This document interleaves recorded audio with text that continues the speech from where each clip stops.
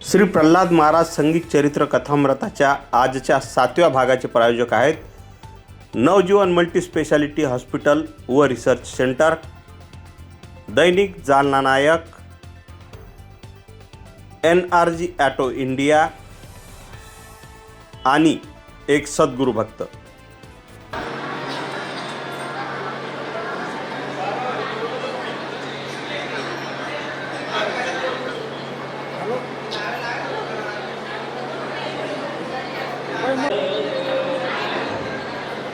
महाराजांची पूजा चालू आहे।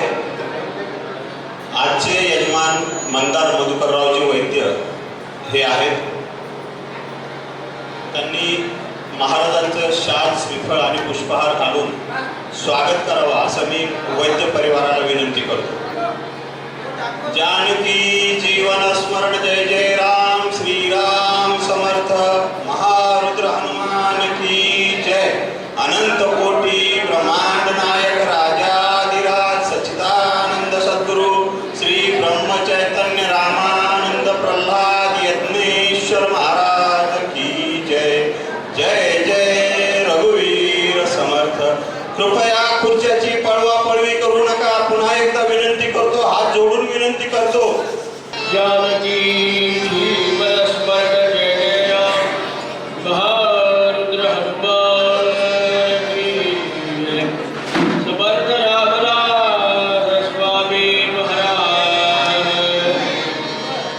अनंत कोटि ब्रह्मांड नायक सच्चिदानंद सद्गुरु ब्रह्म चैतन्य रामानंद प्रल्हाद महाराज की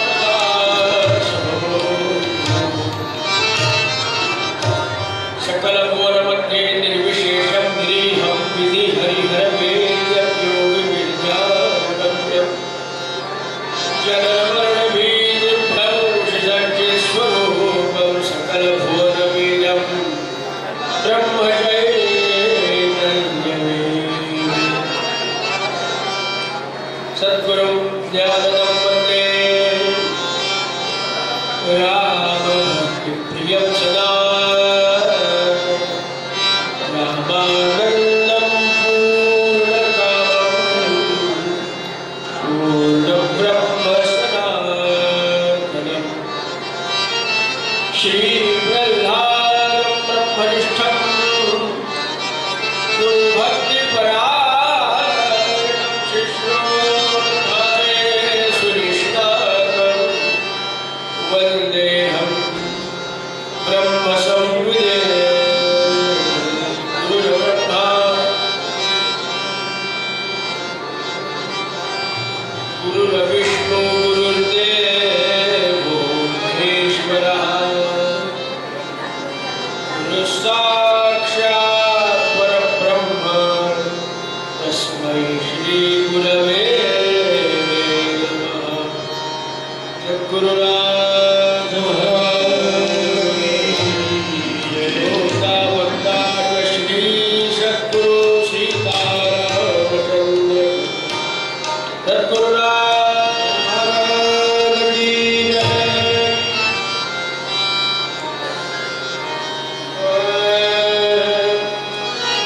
सद्गुरु रामानंद भजम सद्गुरु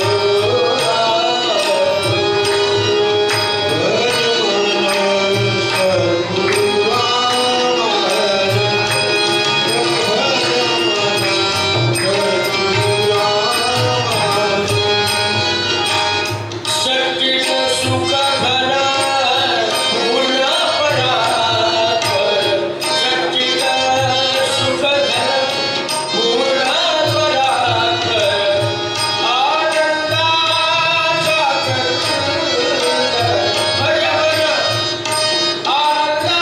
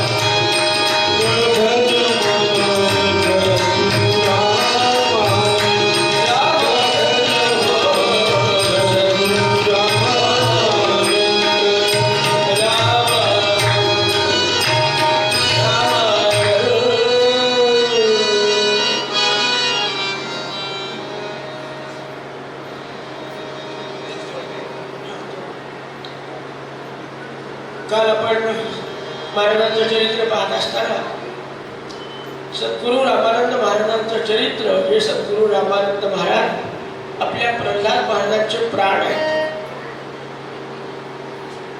त्यांचा अधिकार काय होता, त्यांनी साधना कशी केली हे पाहत असताना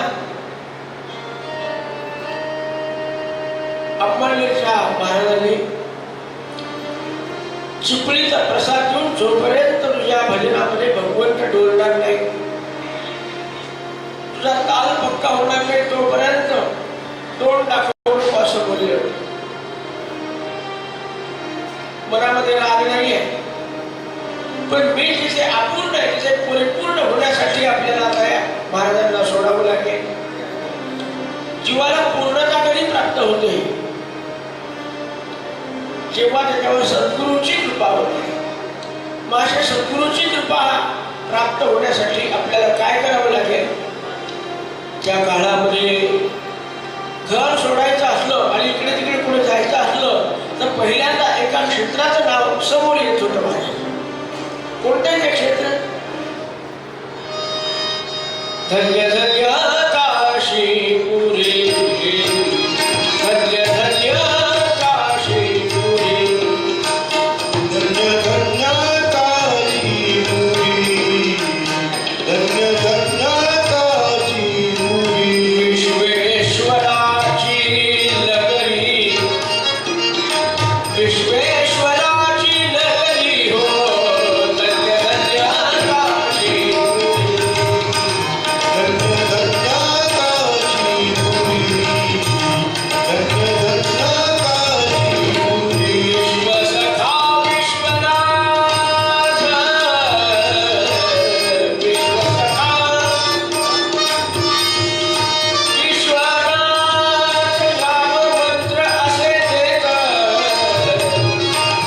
राममंत्र असे देत हो, धन्य धन्य काशीपुरी, धन्य धन्य काशीपुरी, धन्य धन्य काशीपुरी.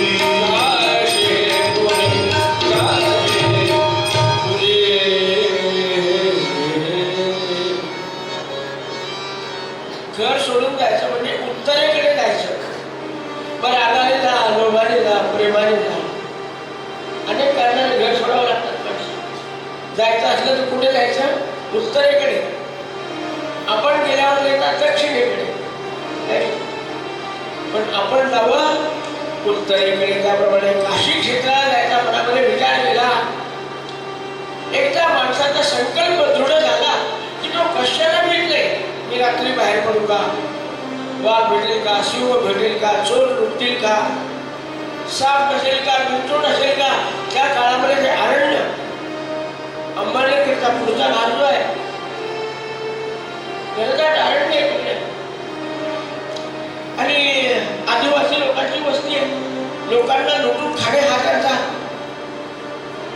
अनेक पिढ्यापासून चाललेला व्यवसाय. माझा कसं होईल हा विचारच नाही. मी कोणाकडे चाललो? विश्वनाथाकडे. तो विश्वाचा आहे, तो मला सांभाळेल का? तो मला अनाथ पडू देईल का? या विश्वासाने एकदा सद्गुरूला नमस्कार. सद्गुरुनाथ बरोबर काय घ्यावं प्रवासाला जाताना? आपण 2-2 सुटकेस घेतल्या तरी घरात जपाची माळ घरातच राहते. सगळं घेतलं माळच राहील. जाऊद्या 20 रुपयाची विकत घेऊन टाक. काय घ्यावं आणि काय सोडावं? आमच्या रामानंद महाराजांचं वय 14-15 वर्षाचं आहे.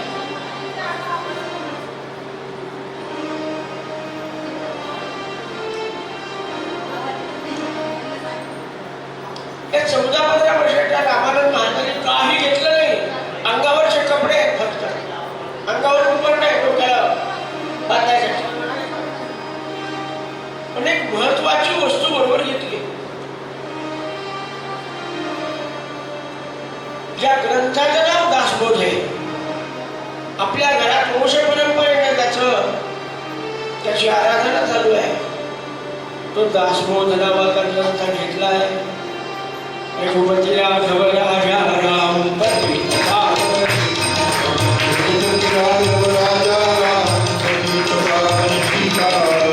आणि महाराजांनी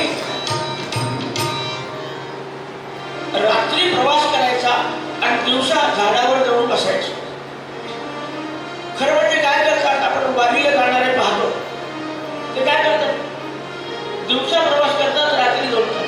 आमचे पांडुरंग बुवा रात्री प्रवास करून दिवसा का थांबत होते?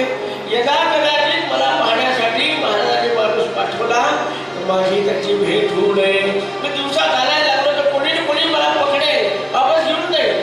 आता बस जायचं कुठे? विश्वासखा विश्वनाथ, विश्वासखा विश्वनाथ, विश्वसखा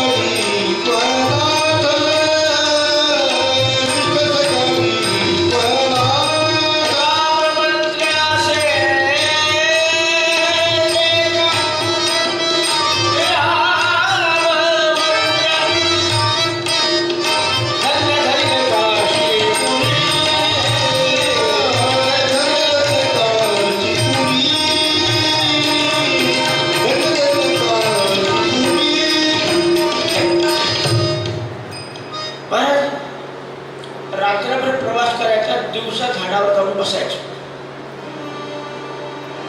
बहुतेक माणसं समोर पाहून चालतात, झाडाकडे पाहत चालतात का? झाडावर फूल गिल असलं आकर्षक कमल तिकडे पाहत पाहतात. वृक्षाकडे कोणी पाहत नाही. आपण कोणाला सापडू नये म्हणून महाराज झाडावर बसून पाहिजे.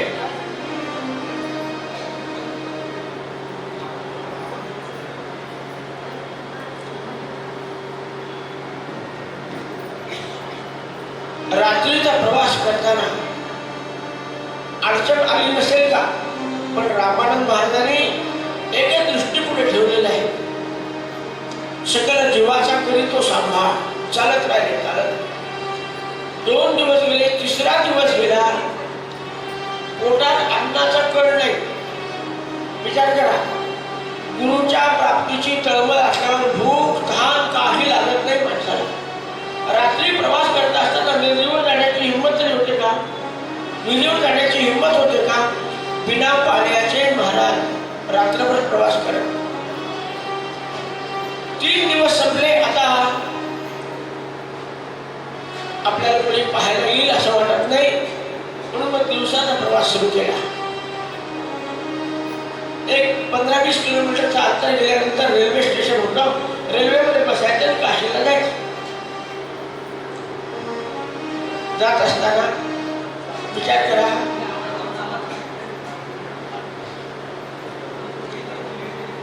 16-17 वर्षाचे रामानंद महाराज, जास्त सांगितले 15 वर्षाचे जास्त.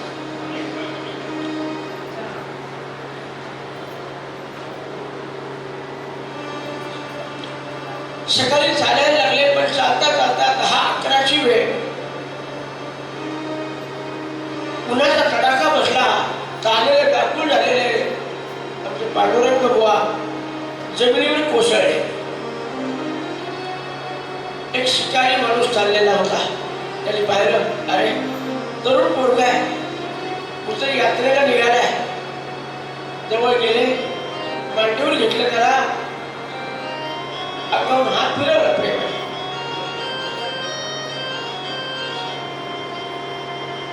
आपल्या जवळचं पाणी तोंडावर शिरपडलं. बाळा, तुला चक्कर आली, थोडं पाणी पी. सावध झालेला बाळ होता. म्हणलं, बाबा मला एखादी विहीर काही तळं असलं तर दाखवा, मी पाणी पितो. तुमच्या जवळचं पाणी काही पित नाही मी. लक्षात आलं विचारायचं, जुन्या लोकांच्या लक्षात यायचं. त्याला दंडाला धरून त्या विहिरीजवळ नेलं. तिथं पोहरा होता, पाणी प्यायला. आनंद वाटला, बाबा तुमच्यामुळे मी आज प्राण वाचले आज. अरे नाही बाबा, या. शिकारी निघून गेला. महाराज चालायला लागलेले आहे. पण आवराचा प्रवास करत करत 3 दिवस झालेले आहेत. भुकेने व्याकुळ झालेल्या पांडुरंगाला 1 तास चालून गेल्यावर पुन्हा तहान लागली. काय करा, पर्वत चढला, उतरला. उतरल्याबरोबर एक दरी दिसली. दरीजवळ जायचं, पाणी प्यायचं म्हणून आमचा पांडुरंग जरा वेगाने खाली उतरला. त्या दाट झाडीतून 5-6 भिल्ल आले. हातामध्ये तलवारी आहेत, बर्छे आहेत, भाले आहेत. त्यांच्या भाषेमध्ये पकडा पकडा काहीतरी आरडाओरडा करू लागले. पण अभय सत्व संशुद्धी, ध्यान योग व्यवस्थिती, निर्भयता हा संतांजवळचा गुण असतो महाराज. ते आपली ताकद दाखवत नाही, पण शरीरात ताकद बाळगून असतात. एक गंमत सांगतो, वेळ नाही आपल्याजवळ, पण सांगतो. आमचे एकनाथ महाराज जनार्दन पंथाचे सेवेला होते. दत्त महाराजांचा कृपा प्रसाद झालेला होता. गुरुची सेवा चालू होती. ऐन तारुण्यामध्ये 22-24 वर्षाचे नाथ महाराज आज जनार्दन स्वामी ध्यानाला बसलेले आहे.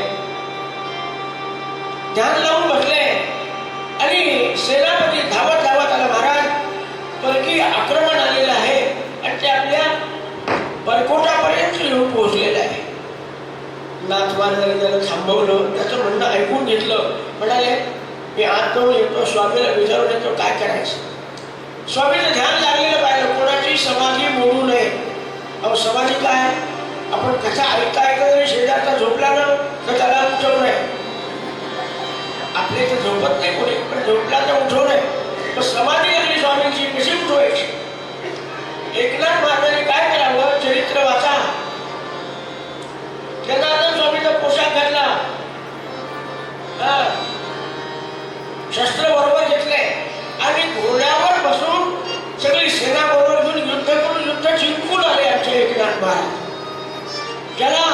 शांतीचा सागर म्हणतात.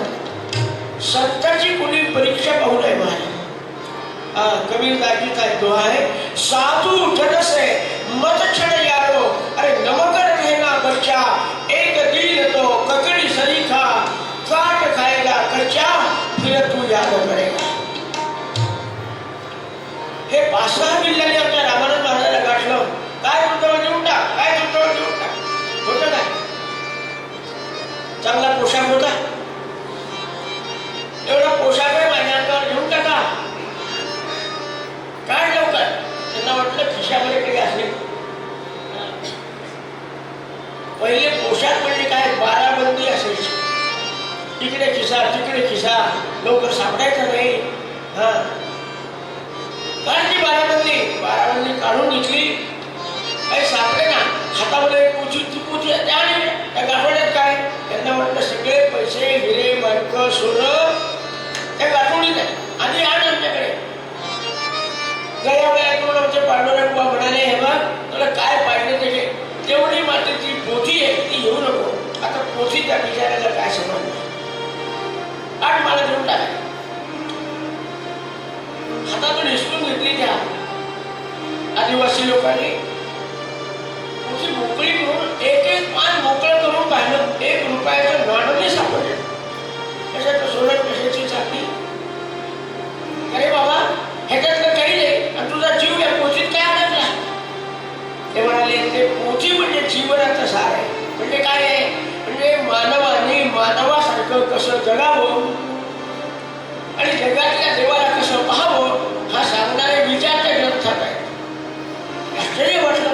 म्हणाले असं आम्हाला वाचून दाखव, म्हणजे पाण्याची सोय करा. आत्ता आणतो, आणू नको, मला दाखव. संध्याकाळच्या वेळेला त्या दरीमध्ये गेले, पाणी आणलं. एक म्हातारा माणूस होता. अरे म्हणाले, साधू पुरुष दिसतो बरं, त्याला त्रास देऊ नका, पाणी पिऊ द्या त्याला बिचारायला. 2 अंडा ते असली होते. असली कशावरून, बाटलीचा जो चऱ्हाट असतं ना, चऱ्हाट दोर, तो कशाचा होता माहितीये, चंदेरी दोर होता. म्हणजे आता जुन्या बायकांना त्या पैठण्या पाहिजे, त्या पैठण्या.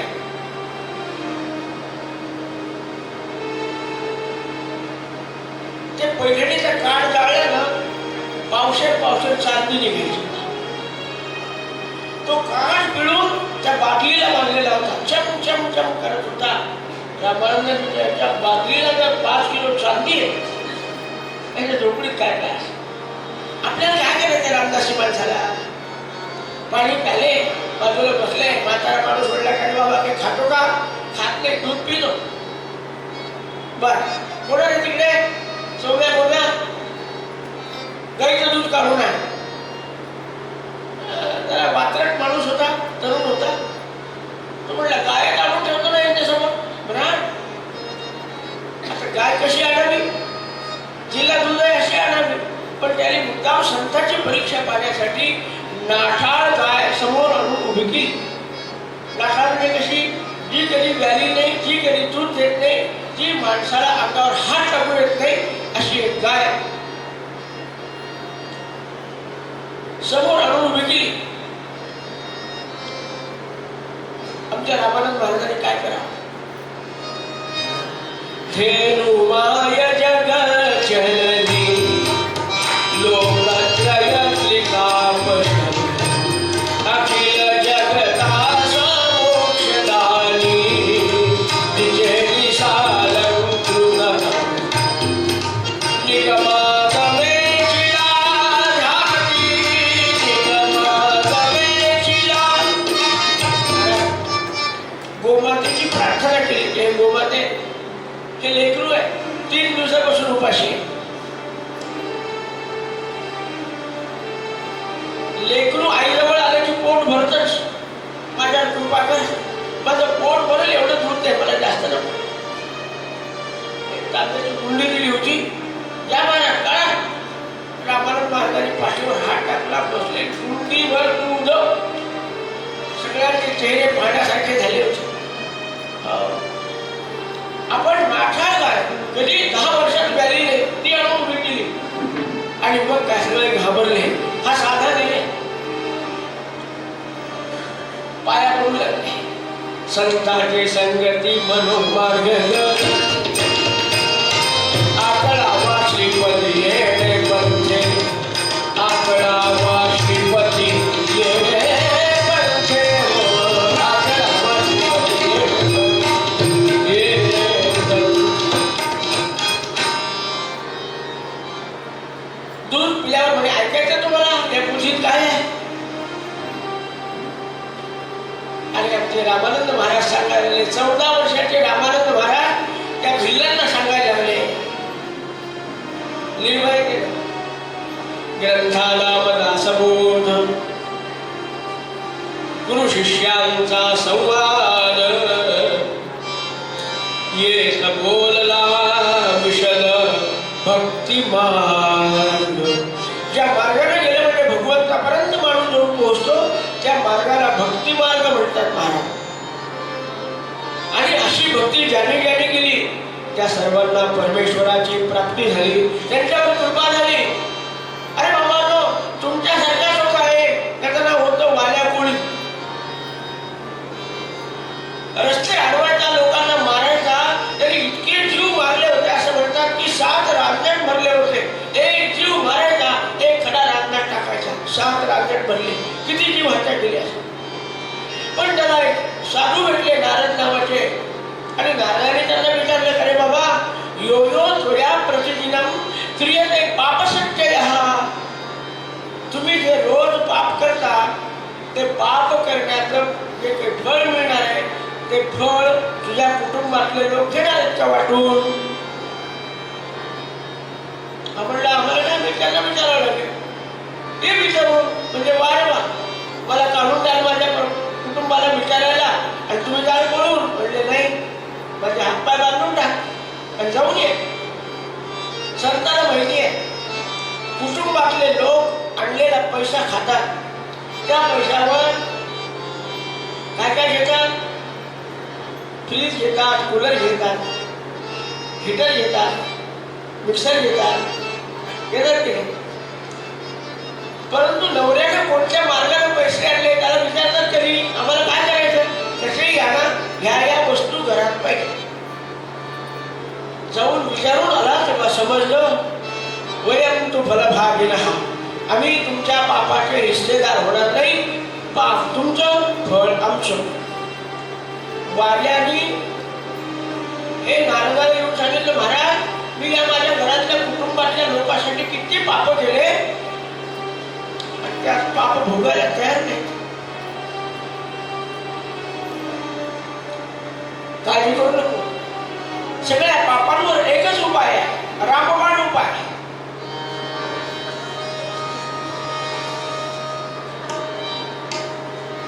नामे संकटे नाशती, नामे विघ्ने निवारती, नाम स्मरणे पाविये उत्तम पद. रामनामाचा महिमा दादाने सांगितला. आणि तो वाल्या कोळ्याने किती वर्ष जप केले की त्यामुळे तो महर्षी बनला. एक वाटमाऱ्या करणारा माणूस भिल्ल तुमच्या जातीतला, पण तो महर्षी वाल्मिक बनला आणि त्याने रामायण नावाचा ग्रंथ लिहिला. तुम्ही घाबरू नका. तुम्ही पाप केले